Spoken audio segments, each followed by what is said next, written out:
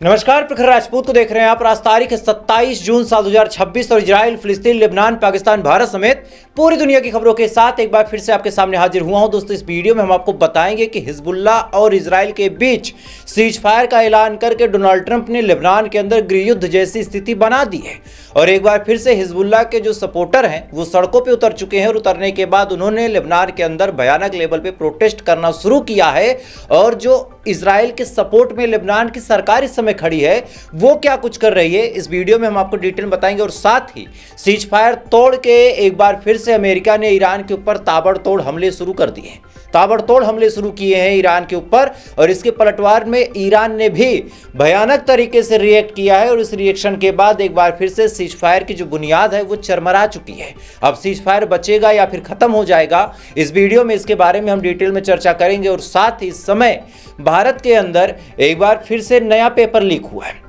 जी हाँ, भारत के अंदर एक बार फिर से नया पेपर लीक हुआ है। अब ये पेपर कौन सा है और क्या कुछ हुआ है, इस वीडियो में हम आपको बहुत डिटेल बताएंगे। और साथ इस वीडियो में हम आपको ये भी बताएंगे कि अब हमारा जो पड़ोसी बांग्लादेश है हमारे हाथ से निकल के चाइना को लाके हमसे महज 80 किलोमीटर दूर बैठा रहा और चाइना जब हमसे 80 किलोमीटर दूर बैठ जाएगा तो बैठने के बाद क्या कुछ होगा, इसके बारे में भी हम आपको डिटेल बताएंगे। और साथ ही भारत सरकार की तरफ से इतना बड़ा झूठ हमारे सामने परोसा गया और हमारे शहीदों का इस कदर अपमान किया गया। इस वीडियो में जब आप सुनेंगे तो सुनने के बाद आपका खून खौल जाएगा। यानी यकीन मानिए दोस्तों, आज जितनी भी खबरें बताऊंगा वो तमाम खबरें बहुत ज्यादा अहम होंगी, बहुत ज्यादा इंपॉर्टेंट होंगी। इस वजह से चैनल पे अगर आप नए हैं तो वीडियो को लास्ट तक जरूर देखिएगा, वीडियो को लाइक कर लीजिएगा, चैनल को सब्सक्राइब कर लीजिएगा और साथ ही बेल आइकन जरूर ऑन कर लीजिएगा ताकि जब भी मैं वीडियो डालूं सबसे पहले वो वीडियो आप तक पहुंचे। तो आप लाइक सब्सक्राइब कर लीजिएगा। तब तक दोस्तों एक एक करके मैं आपको खबरें बताता हूं। सबसे पहली, सबसे बड़ी और सबसे अहम खबर यह है कि ईरान के ऊपर फिर से हमला हुआ है। दरअसल आपको याद होगा कि सिंगापुर का एक जहाज ईरान के टेरिटरी से होकर गुजर रहा था, यानी स्टेट ऑफ हार्मोज से होकर गुजर रहा था। अब चूंकि ईरान ने साफ तौर पे कहा है कि स्टेट ऑफ हार्मोज हमारा है और यहां से अगर कोई जहाज निकलती है तो उसको हमसे परमिशन लेनी होगी। जब वो हमसे परमिशन लेगा तो हम उसको सही रास्ता बताएंगे कि भैया यहां से जाओ, ऐसे करो, वो करो, ये तुम्हारा नेविगेशन सिस्टम है, उस पर हम काम करेंगे। यानी ईरान ने सहूलियत दी थी। लेकिन कुछ जहाजों के कप्तान क्या करते हैं कि अपने आप में अपना एक शॉर्टकट चुनते हैं और ये दिखाने की कोशिश करते हैं कि हमने ईरान के ब्लॉकेड को पार कर दिया। अब सिंगापुर के इस जहाज ने भी जब ये करने की कोशिश की, इसी के जस्ट बाद ईरान ने तुरंत हमला किया है। जी हाँ, इस बात को मैं आपके सामने क्लियर कर देना चाहता हूं कि ईरान ने पहले हमला किया है। अब जैसे ही ईरान हमला करता है 24 घंटे का ही वक्त गुजरता है, इसी के जस्ट बाद अमेरिका की तरफ से सिरिक लैंड पे, जो कि ईरान का खर्ग आइलैंड के पास एक लैंड है जहां पे मिसाइल बेसिस हैं, जहां पे आर्म फैक्ट्रीज हैं, वहां पे ताबड़तोड़ हमले की कोशिश अमेरिका करता है, मिसाइल गिराता है, साथ ही बॉम्ब गिराता है। लेकिन ईरान का यह कहना है कि हमें इस हमले में कोई खास नुकसान नहीं हुआ। मतलब हमला किया तो गया है लेकिन नुकसान नहीं हुआ। लेकिन अब चूंकि ईरान के टेरिटरी पे हमला हुआ, ईरान की जमीन पे हमला हुआ और जेडी वेंस समेत तमाम लोगों ने कहा कि अगर किसी जहाज पे ईरान हमला करता है तो हम पलटवार करेंगे। जब ये बात जेडी वेंस ने बोली और साथ ही डोनाल्ड ट्रंप ने लंबा चौड़ा ट्वीट करके ये जानकारी दी कि भाई 4 ड्रोन सिंगापुर की जहाज पे ईरान ने दागा था, इसके बदले फिर हमने अटैक किया, तो फिर ईरान खामोश रहने वालों में से नहीं है।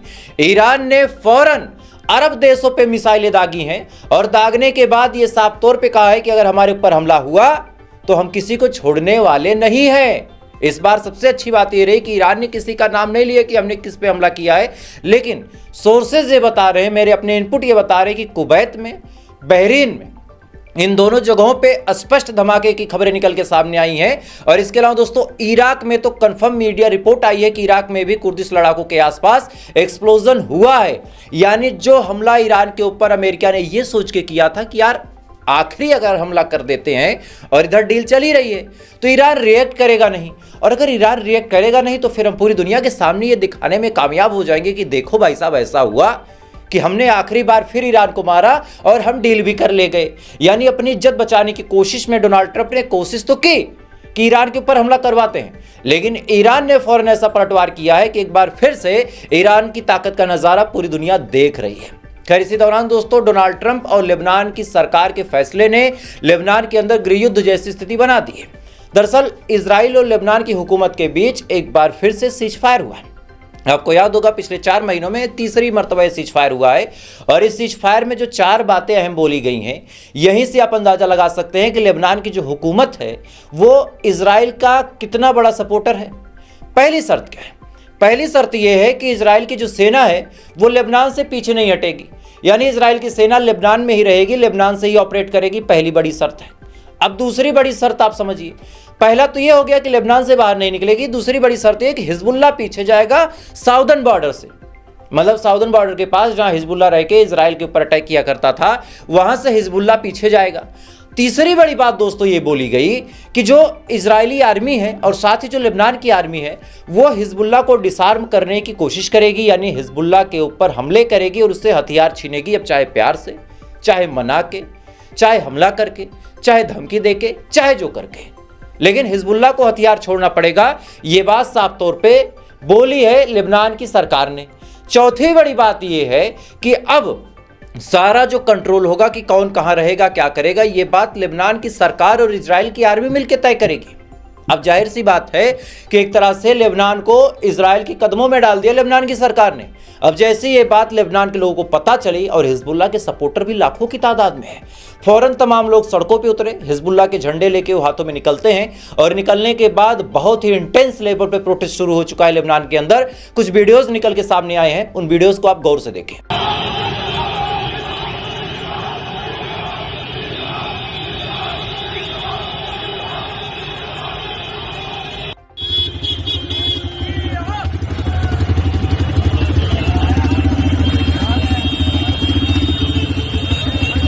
इस वीडियो में आप साफ तौर पे देख सकते हैं कि किस हिसाब से लेबनान के सपोर्टर, यानी जो प्रो लेबनानी है, जो हिजबुल्लाह के सपोर्टर हैं, वो सड़कों पे उतर चुके हैं कि ऐसी घटिया डील क्यों की गई। लेकिन अब देखिए कहानी कि लेबनान की जो हुकूमत है उसने अपनी आर्मी को आदेश दिया कि जाओ और इस प्रोटेस्ट को फौरन कुचल दो। उसके बाद लेबनान की जो आर्मी है वो हिजबुल्लाह के सपोर्टरों के ऊपर लाठी चार्ज करती है। कहीं कहीं फायरिंग की भी खबरें आई और कुछ वीडियोज निकल के सामने आए हैं। मैं चाहूंगा कि उन वीडियोज को भी देखें आप।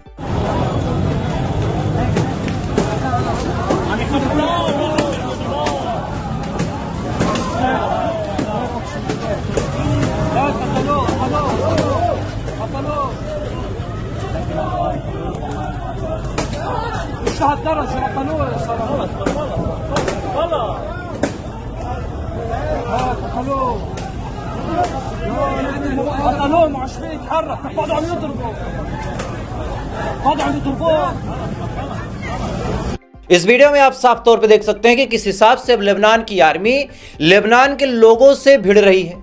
और गृहयुद्ध में यही होता है कि भाई साहब सड़क पे आवाम उतर जाती है, उतरने के बाद आर्मी अगर उस प्रोटेस्ट को दबा ले गई तब तो सरकार बनी रहती है, और अगर आर्मी नहीं दबा पाई तो ऐसे हाल में फिर तख्ता पलट होता है। और पलट होने के बाद क्या कुछ होता है, आप सीरिया का एग्जाम्पल देख लें, आप बांग्लादेश का एग्जाम्पल देख लें, आप नेपाल का एग्जाम्पल देख लें, आप अलग अलग देशों का एग्जाम्पल देख सकते हैं कि पहले आवाम ही उतरती है सड़कों पर।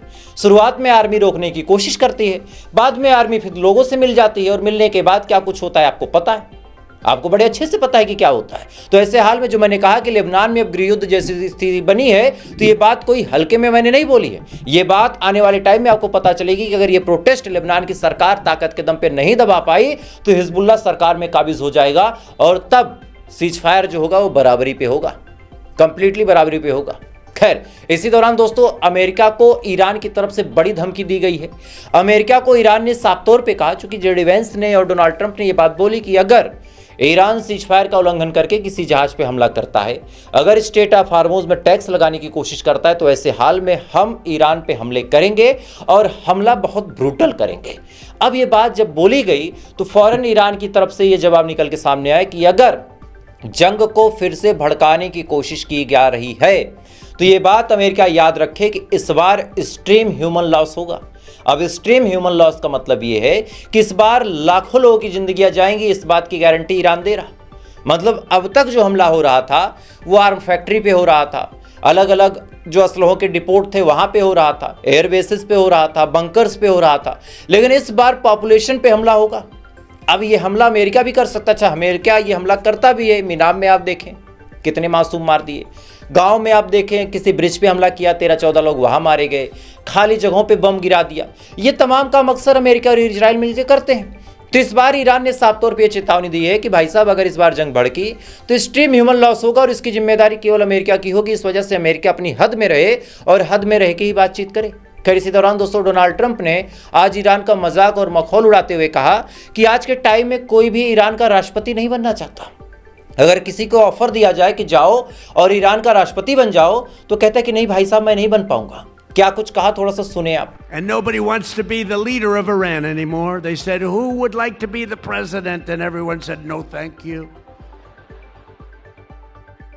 It's amazing. And then the fake news like the... इस वीडियो में आप साफ तौर पे सुन सकते हैं कि डोनाल्ड ट्रंप बेहद फ्रस्ट्रेट हो चुका है और ये चाहता है कि ईरान का मजाक उड़ा के पूरी दुनिया के सामने नैरेटिव सेट कर लूं कि भाई साहब हम इस जंग को जीते हैं, बल्कि ये पूरी दुनिया में नंगे हो चुके हैं, ये बात सबको पता है। खैर इसी दौरान दोस्तों यूएई ने लेबनान और इजराइल के बीच जो सीज फायर हुआ है उस सीज फायर को एकदम सही बताया है और उसका स्वागत किया और कहा है कि इसी सीज फायर पर लेबनान की हुकूमत को काम करना चाहिए और हिजबुल्लाह को ख़त्म कर देना चाहिए। यानी यूएई भी इजराइल की ही भाषा बोल रहा। जो बातें मैं आपको शुरू में समझाया करता था कि भाई साहब ये सब एक ही जैसे हैं। अगर पूरे मिडिल ईस्ट का नक्शा आप बनाएंगे तो एक पल्ले में ईरान आप रख दें, उसके बगल में थोड़ा सा ओमान आप रख दें और दूसरे पल्ले में सऊदी रख दें, कतर रख दें, बहरीन रख दें, दुबई रख दें, कुवैत रख दें, साथ ही इराक भी रख दें, सीरिया भी रख दें। बात करें अगर सरकारों की तो फिर आप लेबनान भी रख दें, तुर्की भी रख दें। इन सब को आप दूसरे खेमे में रख दें, कोई बात नहीं है, ये सब एक जैसे हैं। इजराइल को भी उसमें रख दें, अमेरिका को भी उसमें रख दें, क्योंकि ये सब एक साथ काम करते हैं और इनका एजेंडा यही है कि वेस्टर्न जो एजेंडा है वो पूरी दुनिया में चलता रहे, सब पैसे कमाएं और सब नफरत की आग में भर जाएं। खैर इधर ये तमाम चीज़ दोस्तों चल रही है। इधर आपको याद होगा कि जब पाकिस्तान ने डील करवाने की कोशिश की थी और पाकिस्तान ये कहा था कि हम ईरान और अमेरिका की डील करवाएंगे, तब भारत के जो लेज़र आई मैन हैं यह जयशंकर साहब, उन्होंने कहा कि यार हम दलाल नहीं हैं, पाकिस्तान दलाल है, इस वजह से वो डील करवा रहा। अब ये बात पाकिस्तान के लिए तो लेज़र आई जयशंकर साहब ने बोल दी, लेकिन जब अमेरिका ने भारत और पाकिस्तान के सीज फायर का ऐलान किया था तब लेज़र आई जयशंकर साहब और मोदी साहब ये नहीं बोल पाए कि ये तो दलाल है ट्रंप जो डील करवा रहा। खैर अब सुनिए, खबर ये नहीं है, खबर ये है कि पाकिस्तान की तरफ से एक क्लेम किया गया और ये बात पूरी दुनिया के सामने भेजा जा रहा है पाकिस्तान द्वारा कि भाई साहब अगर मैं अमेरिका और ईरान की डील करवा सकता हूं तो मैं पूरी दुनिया के लिए एक पीस मेकर हूं। मतलब अब पूरी दुनिया में शांति का जो चेहरा है, अगर कहीं शांति चाहिए तो उस देश को पाकिस्तान की तरफ देखना चाहिए। यानी अब पाकिस्तान अपने आप को अमेरिका जैसा समझ रहा और पाकिस्तान ने उसको लेके मेहनत की। पाकिस्तान बार बार स्विट्जरलैंड गया, पाकिस्तान बार बार जिनेवा गया और आज पूरी दुनिया ये देख रही कि पाकिस्तान फ्रेमवर्क करवा रहा। ईरान के 22 नाविकों को पाकिस्तान के इशारे पे ही छोड़ा गया, जिसके बारे में मैंने आपको बताया था कि कैसे अमेरिका ने ईरान के 22 नाविकों को किडनैप कर लिया था, जहाज़ों से उठा लिया था, लेकिन पाकिस्तान उसको छुड़वा के लाता है। तो इधर ईरान की नज़र में हीरो, इधर ईरान की बातें अमेरिका तक पहुंचा के अमेरिका की नज़र में हीरो, और पूरी दुनिया जो न्यूट्रल है, जैसे हमारी तो पाकिस्तान से दुश्मनी है तो हम तो वो कुछ भी करेगा अगर ही आएंगे, लेकिन पूरी दुनिया जो न्यूट्रल है उसकी नज़र में क्या नैरेटिव बन रहा कि यार पाकिस्तान देखो करवा रहा है। अब आगे आप समझदार हैं कि पाकिस्तान हमसे ऊपर बढ़ने की कोशिश कर रहा है या नहीं, और हम क्या कर रहे हैं वो आपको बताता हूँ। खबर निकल के सामने आई है कि बांग्लादेश के पास एक पोर्ट था जिसका नाम था मंगला पोर्ट। साल 2015 में मंगला पोर्ट भारत को हैंडओवर किया गया था और ये कहा गया था कि इस पोर्ट पे भारत काम करेगा। सारी चीज़ें बहुत सही चल रही थी, हम लोग खुश थे, लेकिन न जाने क्यों हमारे देश को किसकी पनौती लग गई है कि मंगला पोर्ट को जो इस समय मोहम्मद यूनुस की सरकार है उसने क्या किया है कि उठा के चीन को दे दिया है। और आपको जान के दोस्तों सबसे बड़ी हैरानी तब होगी जब आपको ये पता चलेगा कि जो मंगला पोर्ट है वो भारत से महज 80 किलोमीटर दूर है। यानी भारत से केवल 80 किलोमीटर दूरी पे चाइना आके बैठ गया है और इसके बारे में गोदी मीडिया आपको नहीं बताएगी। गोदी मीडिया आपको यह भी नहीं बताएगी कि महाराष्ट्र में कल टेट का पेपर होना था। टेट पेपर होने से ठीक एक दिन पहले टेट का पेपर लीक हो गया। मतलब इधर नीट का मामला भी जोरों शोरों के साथ चल ही रहा था, ऐसे न जाने कितने पेपर लीक हुए। कई सारे शिक्षक तो बता रहे हैं कि 80 से ज़्यादा बार पेपर लीक हो चुका है। अब उसमें एक अंक आप और जोड़ दीजिए, टेट का पेपर भी लीक हो चुका है। लेकिन इधर न मंगला पोर्ट के बारे में कोई जानकारी देगी गोदी मीडिया, न इस पेपर लीक के बारे में कोई जानकारी देगी। और अब सुनिए राजनाथ सिंह जो कि हमारे देश के डिफेंस मिनिस्टर हैं, उनका झूठा आप सुनिए। पार्लियामेंट में साल 2025 में खड़े होकर उन्होंने कहा था कि अगर विपक्ष हमसे ये पूछे कि हमारे ऑपरेशन सिंदूर में हमें कितना नुकसान हुआ, हमारे कितने सैनिक शहीद हुए, तो फिर उसकी तादाद 0 है, हमारा एक भी सैनिक शहीद नहीं हुआ। क्या कुछ कहा था राजनाथ सिंह ने, थोड़ा सा सुने आप। और आपको प्रश्न पूछना है तो यह पूछिए, आपको प्रश्न पूछना है तो यह पूछिए कि इस ऑपरेशन में क्या हमारे जाबाज सैनिकों को कोई क्षति हुई है, तो उसका उत्तर है नहीं। इस वीडियो में आप साफ तौर पे सुन सकते हैं कि राजनाथ सिंह ने बड़े जोशो खरोश के साथ ये बात बोली थी कि हमारा एक भी जवान शहीद नहीं हुआ, लेकिन 1 साल बाद अब जानकारी निकल के सामने आ रही कि हमारे 6 जवान शहीद हुए थे। मतलब सोचिए, 6 जवान शहीद हुए, उनको धीरे से फिर उनके घर भेजा गया होगा, उसके बाद उनका अंतिम संस्कार किया गया होगा और इसके बारे में किसी को जानकारी तक नहीं होने दी। आमतौर पे हमारा कोई जवान कहीं शहीद होता है, अगर वो 500 किलोमीटर दूर भी है तो हमें जानकारी मिल जाती है, व्हाट्सएप पे वीडियोस आ जाते हैं, फेसबुक पे वीडियो पड़ जाता है कि भाई ऑपरेशन सिंदूर के दौरान या फिर फला स्ट्राइक के दौरान या फिर फला ऑपरेशन के दौरान हमारा एक जवान फला जगह पे शहीद हुआ और आज पूरा देश उसका गम मना रहा। लेकिन 1 साल तक मीडिया ने और सरकार ने हमसे ये बात छुपा के रखी कि ये जो 6 जवान हैं ये शहीद हुए। सोचिए, हमारे 6 जवानों की शहादत को भी सरकार छुपा के रख रही थी, वो तो गलती से ये बात लीक हो गई। सोचिए, एक आर्मी का जवान अपनी जान क्यों देता है देश के लिए? चंद पैसों के लिए? नहीं। कितनी सैलरी आप दे देंगे आर्मी के जवान को? 50,000, 60,000? 60,000 के लिए कोई अपनी जान देगा? नहीं।